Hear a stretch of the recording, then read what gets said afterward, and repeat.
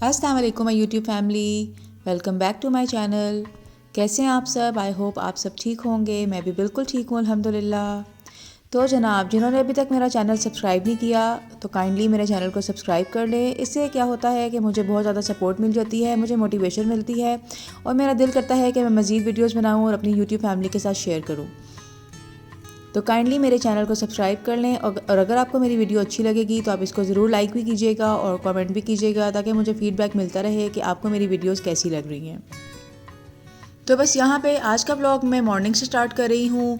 Morning तो नहीं कहेंगे, दोपहर का टाइम हो चुका था, तकरीबन 12 बज चुके हुए थे और मैं काफ़ी देर से जो है वो नाश्ता बना रही थी। असल में मेरी बेटी की स्कूल में छुट्टियाँ चल रही हैं तो हमारे घर की सारी रूटीन जो है ना वो बिल्कुल ख़राब हुई हुई है। देर से सोते हैं, देर से उठते हैं और कुछ घर में गेस्ट भी आए हुए थे तो रूटीन बिल्कुल ही ख़राब हो गई हुई थी। और चाहते हुए भी जो है ना इस रूटीन को वापस नहीं लेके आया जा रहा, वापस सही नहीं किया जा रहा, क्योंकि बस सोचूं भी ना मैं अगर कि सुबह में जल्दी उठ जाऊंगी स्कूल टाइम के हिसाब से ही तो बहुत मुश्किल होता है, क्योंकि रात को देर से सोते हैं तो सुबह आँख ही नहीं खुलती है और साथ कुछ सर्दी का मौसम है तो इस पर तो बेड से निकलने का दिल ही नहीं करता। तो बस यहाँ पे मैं नाश्ता ही बना रही थी और मैंने काफ़ी दिनों के बाद अपने हस्बैंड के लिए जो है वो पराठा बनाया था और पराठे के साथ मैंने चाय भी रखी हुई थी। और यहाँ पे मैं अपनी मदर इन लॉ के लिए भी रोटी बना रही थी, क्योंकि दोपहर का टाइम हो ही चुका था तो मैंने सोचा कि मैं साथ ही उनकी भी रोटी बना देती हूँ ताकि मेरा काम ख़त्म हो जाए। आप लोग मुझे बताइएगा कि आपके घरों में कैसी रूटीन चल रही है। आपके बच्चों की भी स्कूल की छुट्टियां होंगी तो आप लोग भी अपने टाइम पे ही उठती हैं या थोड़ा सा लेट उठती हैं। वैसे अगर आप सुबह जल्दी उठ जाएं तो आपके बहुत सारे काम जो हैं वो हो जाते हैं, क्योंकि दिन बहुत लंबा हो जाता है। वैसे भी विंटर्स हैं और आजकल तो दिन बहुत ज़्यादा छोटे हैं, सुबह से शाम कब होती है कुछ पता ही नहीं चलता। और यहाँ पे ये देखें, अपनी बेटी के लिए मैं ब्रेड टोस्ट करने लगी थी। तो अगर आपके पास पोनी पैंट जैसे रबर बैंड्स वगैरह ख़त्म हो जाते हैं या गुम जाते हैं तो आप ब्रेड को इस तरीके से लॉक करके रखें तो आपकी ब्रेड जो है वो बिल्कुल फ्रेश रहती है, बिल्कुल भी सौगी नहीं होती और इसकी फ्रेशनेस जो है वो बिल्कुल बरकरार रहती है।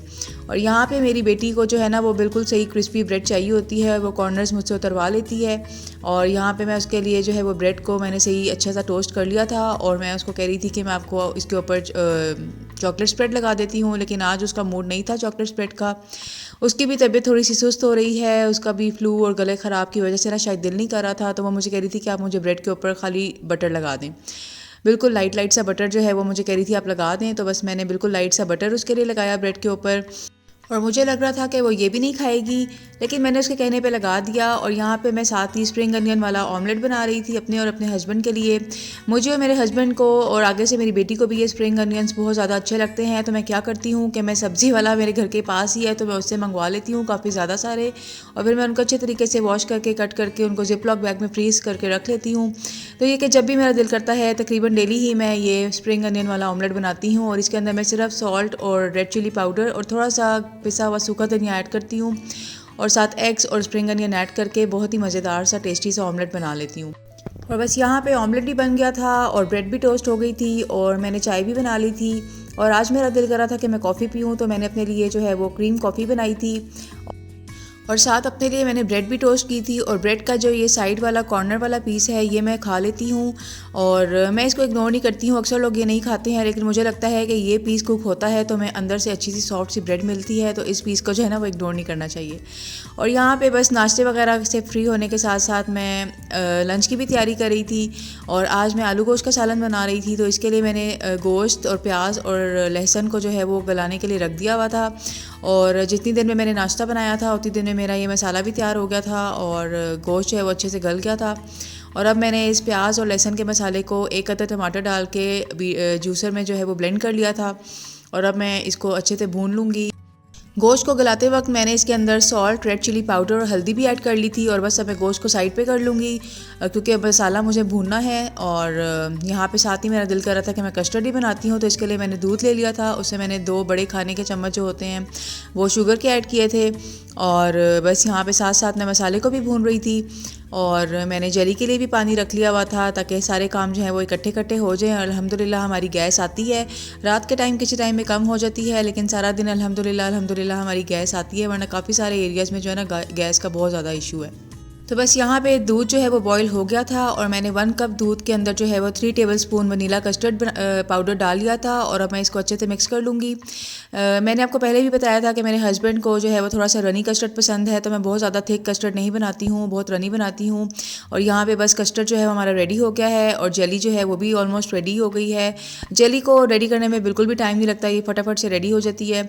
और बस अब मैं इनको जो है वो चूल्हे से उतार लूँगी और कुकर को जो है मैं इस चूल्हे पे शिफ्ट कर लूँगी। और अब मैं इस मसाले के अंदर जो है वो मैंने आलू भी डाल दिए थे और गोश्त भी दोबारा से डाल के इसको मैं अच्छे से भून लूँगी। अच्छा, इसके अंदर मैंने और कुछ भी नहीं डाला था, सिर्फ नमक, लाल मिर्च पाउडर और हल्दी डाली थी और इसके अलावा मैंने इसमें कुछ भी नहीं डाला था। और अब मैं इसके मसाले को अच्छे से भून लूँगी कि ऑयल जो है वो सेपरेट हो जाएगा। और यहाँ पे कस्टर्ड के ऊपर एक लेयर आ रही थी, तो मैंने सोचा कि इससे पहले कि ये लेयर ज़्यादा आए तो मैं इसको डिश आउट कर लेती हूँ। और साथ साथ यहाँ पे हमारा मसाला भी हमने भून लिया था और अब मैं इसके अंदर थोड़ा सा पानी ऐड करके इसको दोबारा से स्टीम लगा दूँगी 5 मिनट के लिए, ताकि जो आलू हैं वो भी अच्छे से गल जाएँ। और आप देख रहे होंगे कि मेरे कुकर का हैंडल जो है वो टूट गया हुआ है, ये मुझसे ही गिर गया था और इसका हैंडल टूट गया।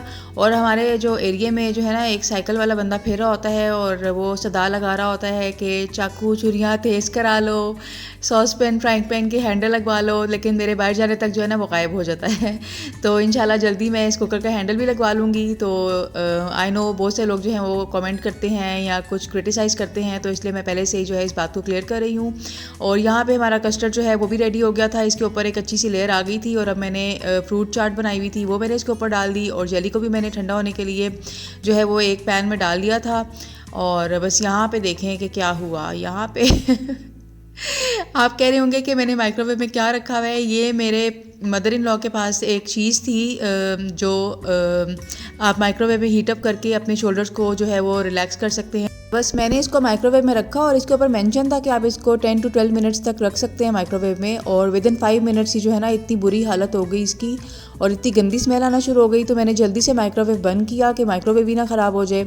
और लेकिन जब माइक्रोवेव को ओपन किया तो ये हालात थे और फिर मैंने बहुत टाइम लगा के जो है ना वो इसको अच्छे से क्लीन अप किया, लेकिन अभी भी इसके अंदर थोड़ा थोड़ा सा येलो येलो है। और आप मुझे बताइएगा कि मैं इसको किस तरीके से क्लीन करूं कि ये बिल्कुल वाइट हो जाए। मैंने इसको सोडा, विनेगर और फेरी डाल के तो क्लीन किया है और अगर कोई और ऑप्शन भी है तो वो भी आप मुझे ज़रूर शेयर कीजिएगा।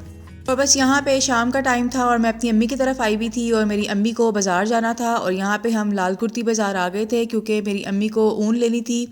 क्योंकि मेरी अम्मी क्रोशिया और निटिंग करती हैं, तो मेरा भाई कह रहा था कि आप सबको स्वेटर्स बना के देती हैं तो मेरे लिए भी बनाएं। तो बस यहाँ पे लाल कुर्ती में एक बहुत बड़ी शॉप है चांद जरी के नाम से और यहाँ पे जो ऊन है उसकी बहुत ज़्यादा वैरायटी होती है। वैसे तो सदर में भी एक शॉप है, उनके पास ये वैरायटी होती है लेकिन इतनी ज़्यादा नहीं होती जितनी इस शॉप पे होती है। तो बस फिर हमने जो है वो लेट नाइट ही प्लान बनाया कि चले हम ऊन लेने के लिए जो है वो लाल कुर्ती चलते हैं। और यहाँ पे बस हम डिफरेंट जो है वो कलर्स को देख रहे थे और यहाँ पे ये पाउंड वाली ऊन होती है, मतलब ये गोला नहीं बना होता, ये खुली ऊन होती है और ये 1000 रुपीज़ पर पाउंड होती है और ये भी काफ़ी अच्छी रहती है, इसके ऊपर भी बुर वगैरह नहीं आती है। वरना अक्सर होता है कि आप बड़ी महंगी महंगी जो ऊन है वो ख़रीदते हैं तो एक दफ़ा धोने के बाद या थोड़ा टाइम पहनने के बाद ही उसके ऊपर बहुत ज़्यादा बुर आ जाती है, जो कि बिल्कुल भी अच्छी नहीं लगती है। और ये देखें कितने प्यारे खूबसूरत से कलर्स हैं और मुझे तो ये बस मैरून कलर बहुत ही अच्छा लग रहा था और बस अपने भाई के लिए देख रहे थे कि उसको कौन सा कलर अच्छा लगेगा। और ऊन की प्राइस भी जो है ना वो बहुत ज़्यादा बढ़ गई हुई है। आज से 3 साल पहले तक मैं भी क्रोशिया जो है वो बहुत शौक़ से करती रही हूँ और बस अभी जो है फ़िलहाल मुझे बिल्कुल भी टाइम नहीं मिल रहा कि मैं क्रोशिया करूँ। वैसे मैंने एक प्रोजेक्ट सोचा तो हुआ है, इंशाल्लाह जब वो स्टार्ट करूँगी तो ज़रूर आपके साथ शेयर करूँगी। और यहाँ पे ये बेली ऊन है, ये थोड़ी रीज़नेबल प्राइस में होती है। ये 170 रुपीज़ का जो है ना एक गोला आपको मिल जाता है। ये बहुत फ़ाइन बारीक सी ऊन होती है और इसकी भी चीज़ बनी हुई काफ़ी अच्छी लगती है और इस ऊन के ऊपर ना बुर नहीं आती है। तो ये कलर देखें कितना खूबसूरत कलर है, हर ही कलर बहुत अच्छा लग रहा था, बहुत प्यारा लग रहा था। बस ये चॉइस पे डिपेंड करता है कि इसको कौन सा कलर अच्छा लग रहा होता है और डिफरेंट डिज़ाइंस भी जो है वो बनाए जाएँ तो फिर ऊन की जो है ना वो ग्रेस और खूबसूरती वो निकल के आती है।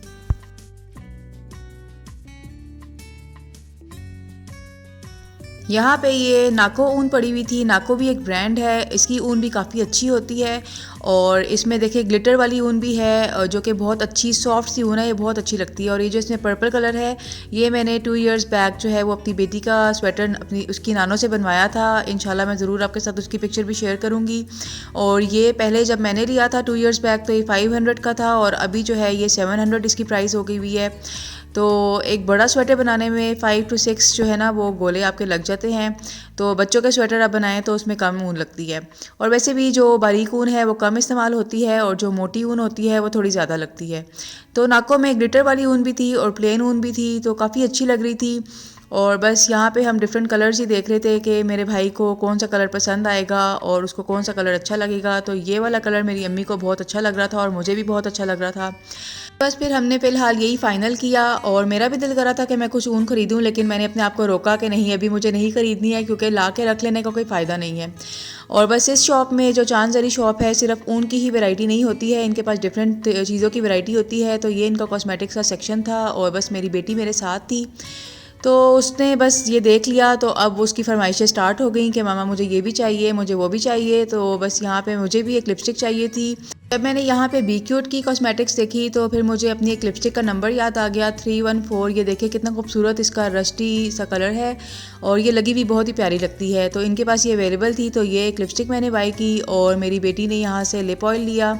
और ये देखिए कितनी प्यारी बॉटल्स बनी हुई है कि मेरा दिल ही नहीं किया कि मैं उसको मना करूँ, क्योंकि उसके पास लिप बाम पड़ी हुई भी थी, लेकिन उसको ये बहुत ही अच्छी लग रही थी, तो फिर मैंने ये उसको लेके दी। और यहाँ पे बस अब नेल आर्ट भी पड़ा हुआ था, और मेरी बेटी को जो है वो नेल आर्ट का बहुत ज़्यादा क्रेज़ है।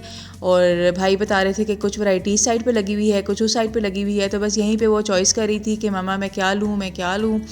हालांकि ये नेल्स के साइज़ से काफ़ी बड़े थे, तो लेकिन फिर भी उसको शौक़ आ रहा था लेने का, तो मैंने कहा चलें आपको ये एक चीज़ ले लें। और फिर उसने जो है यहाँ से ये ब्लैक वाले जो नेल्स थे वो पसंद किए, और बस ये हमने थोड़ी सी शॉपिंग की। और यहाँ पे मैं आपको दिखा रही हूँ कि इनके पास जो है वो ज्वेलरी की भी काफ़ी ज़्यादा वैरायटी होती है और काफ़ी अच्छी वैरायटी होती है। तो ये एक बहुत ही बड़ी सी शॉप है, उन्होंने काफ़ी चीज़ें अपने पास रखी हुई हैं। देखिए छोटी छोटी सी झुमकियाँ थी, ये भी पहनी हुई बहुत प्यारी लगती हैं। और ज्वेलरी तो मैंने यहाँ से कोई भी नहीं ख़रीदी थी, बस मैं आपके लिए यहाँ पे वीडियो की शूटिंग कर रही थी।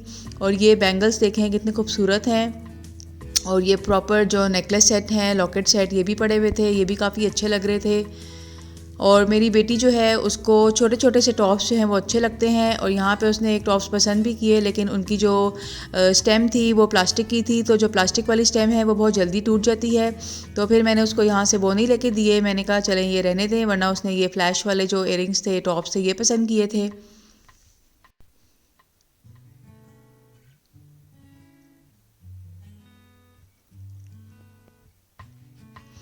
अब देखें इनके पास यहाँ पे लेसिस की भी बहुत ज़्यादा वैरायटी होती है, काफ़ी अच्छी वैरायटी थी।